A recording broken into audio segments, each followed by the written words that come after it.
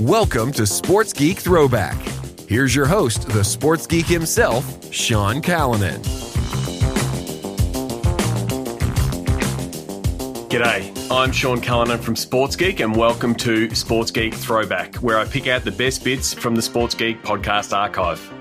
For this week's Sports Geek Throwback, I go back to episode 211 with Craig Neeb, published in September 2018. Craig Neeb was at NASCAR at the time when this episode was recorded. Remember, if you need help with your digital marketing or sponsorship teams, please get in touch. We love applying the digital to dollars process to help teams build revenue. In this throwback episode, Craig and I discuss the role of digital in creating the ultimate fan experience for racetracks. Remember, you can listen to the full episode at sportsgeekhq.com/211. Enjoy. How do you adjust that balance? Because, you know, your strategy and digital is a part of that for a track.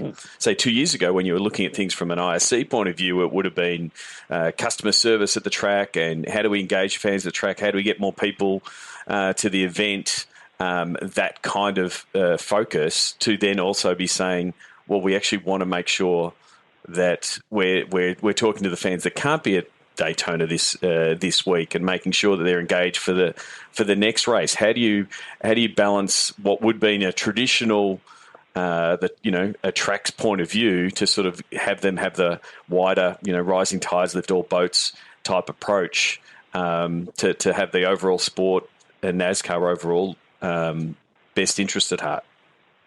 Sean, it's a great question. It's a fine line that I've been learning to balance in the last 9 months that I've been in this role. It is something that there's a sensitivity to the goals and objectives of the individual stakeholders to make sure that you don't make a decision that compromises their ability. So you really got to find where you can make the two add up to something more than what had been in its individual pieces. And so I would say we haven't done a lot yet. We're really still mapping that out, but we are finding some interesting areas that I think you can find areas that complement each other and still provide the end goal and objective for each of the individual stakeholders. And where does, like what we've seen, Major League Baseball with BAM and, what the NBA is doing from a league point of view in its digital space, especially pushing really hard into social. Where does that fit from a NASCAR point of view to better connect with the fans that aren't in the stands? What have been some of the initiatives that NASCAR's looking to do in that space, in that pure digital space?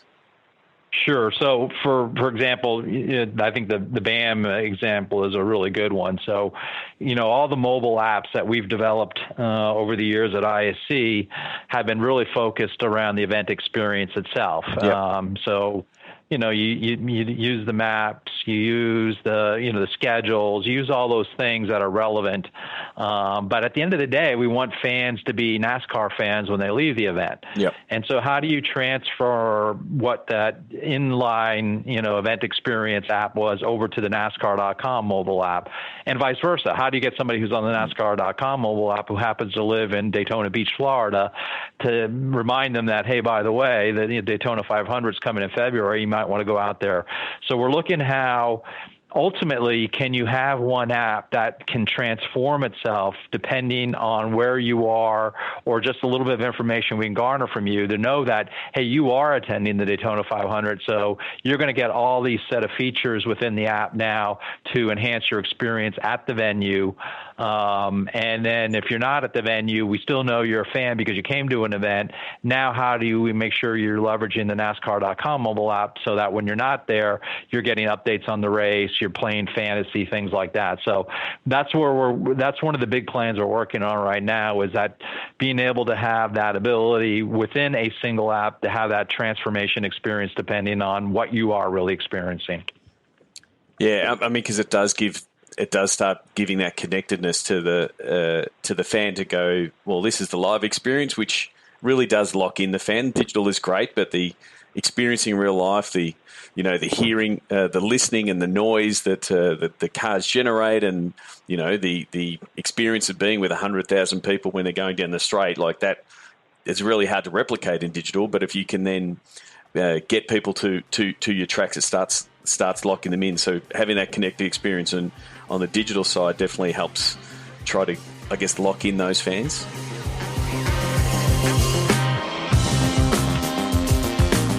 If you like this Sports Geek Throwback episode, please check out the full episode at sportsgeekhq.com.